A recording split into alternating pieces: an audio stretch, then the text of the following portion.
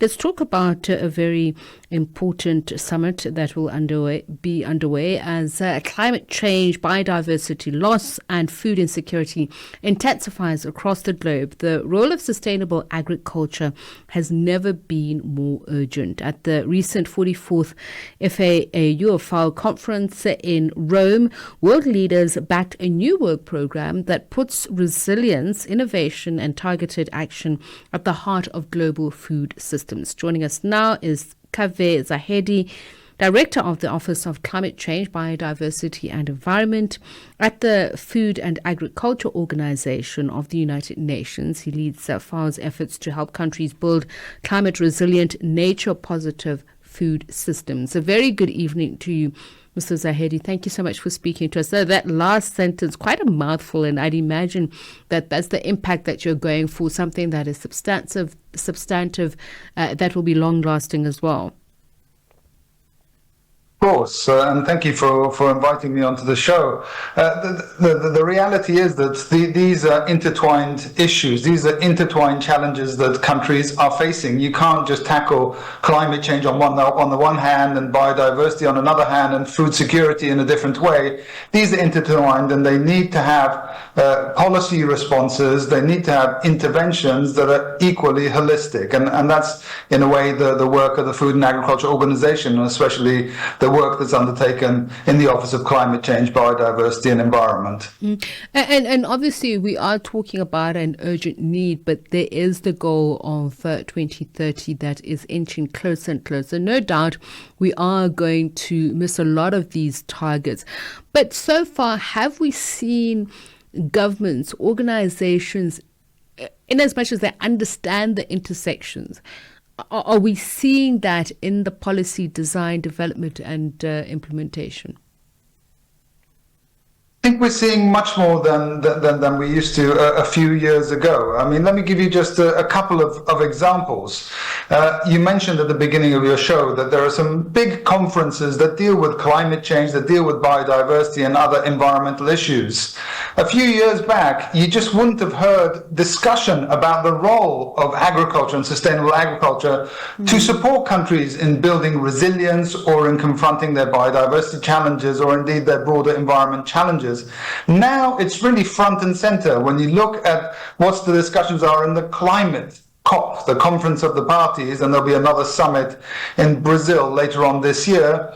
The role of sustainable agriculture is fully understood. In fact, I would go as far as saying that there's an understanding that without addressing agriculture, without building resilience in agriculture, without reducing emissions in agriculture, it's simply not possible to achieve the lofty goals that countries have set themselves, including the Paris Agreement. So yes, we see a big shift in momentum, and we see that not just at the global level, but slowly but surely translating into the national level, where we as FAO are also supporting countries to embed these opportunities for action on environment, action on climate or biodiversity through agriculture and food systems. And we're seeing that now reflected in countries' climate plans, their famous nationally determined contributions, and their adaptation plans and their biodiversity plans, ready for investment and scaling up at the national level. And tell me, is there improvement, particularly if we're talking about cost, shared cost arrangements, expertise and other mechanisms? You speak about the COP and some of its outcomes and commitment that are, in the near future, but these have been some of the stickler points.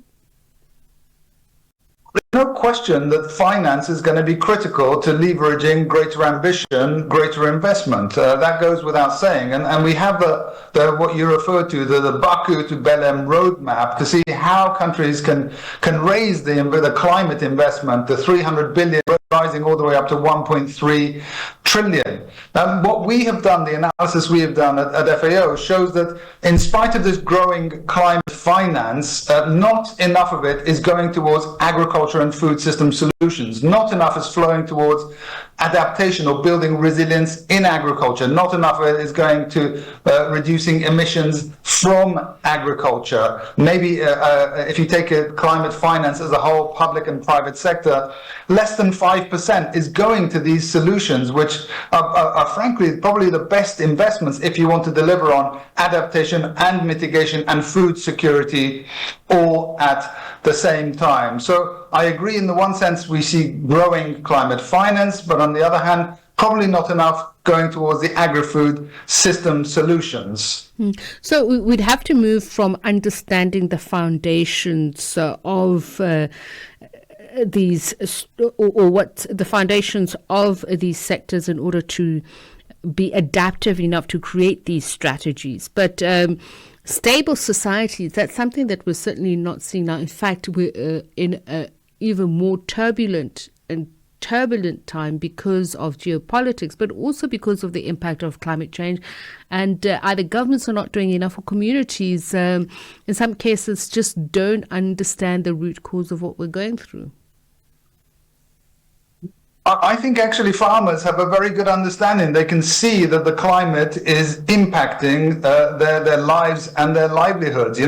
One harvest that's missed because of climate-related extreme weather can undermine years of hard-won development for farmers and for food producers. And they understand it because they are on the front line. They're on the front lines of rising temperatures. We may talk about the past 10 years being the 10 warmest on record. They feel it on the ground. They feel the increased frequency and intensity of droughts and floods. Again, they've been rising by many-fold over the past few years. They feel it in the shifts in the rainfall patterns that have already occurred, and of course in the changing prevalence of pests and disease. So I think farmers on the front lines understand it very well. Whether they have the tools to cope with it or not is another question, and certainly whether they have the finance to invest in building that resilience. I think that's where we need to pay a little bit more attention, including on the side of innovation that you mentioned at the beginning of the show. Farmers is one thing, and I appreciate you raising it. The reason I'm talking about, not all communities are supportive of some of the innovative or even immediate action that is taken. If we look at pollution, for instance, you still have communities, even though that they're told that, this is going to be a danger to your livelihood, including food security. But if you're not in immediate danger, then you don't take the steps to remedy the situation. Fair enough, but I think we're at the stage where we are in immediate danger, right? I mean, a third of agricultural land around the world is degraded. What does that translate to? That translates to being much more difficult for farmers to produce food for themselves, for their families, for their communities, and for the rest of us. I think that the move towards sustainability, the move towards building resilience, is about the bottom line as much as it is about a sort of a global climate promise or global climate ambition. And that's exactly what we've been doing, right? We've been working hand in hand with farmers, with the agriculture sector, to build that resilience, to make, for example, the aquaculture and fisheries more resilient to a changing climate, to build more sustainable livestock systems, to look at more seeds and crops that are more adaptive, that can tolerate these fluctuations, less rain, more rain, the droughts, to use agroforestry and sustainable management of forestry. All of this really, the interventions, you can call them climate interventions, but in reality they are livelihood interventions, and that's why they're such a good investment. And that's why you are also emphasizing the need for partnerships, because you also understand the complexity of multilateralism as well, that you need everybody to pull in the same direction. So one is not necessarily being negative, but is pointing at the fact that not everybody sings from the same hymn sheet, even if, for instance, some will balk against scientific advancement, looking for more organic solutions, for instance.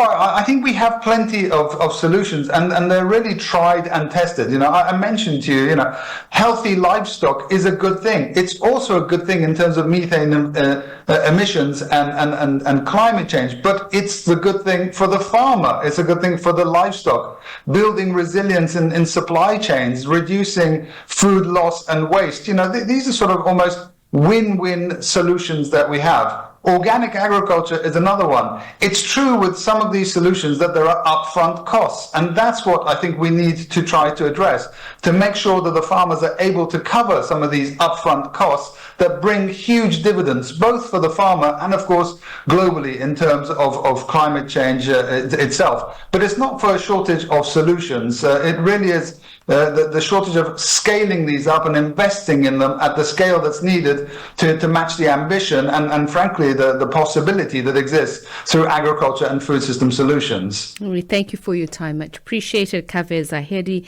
Director of the Office of Climate Change, Biodiversity and Environment at the UN Food and Agriculture Organization. They've just come out of the 44th FAO Conference in Rome, where the Director General there said, it may be a daunting, task, a daunting future, but that we should rather be pledging to eradicate hunger, to ensure that we don't diminish the urgency of our mission.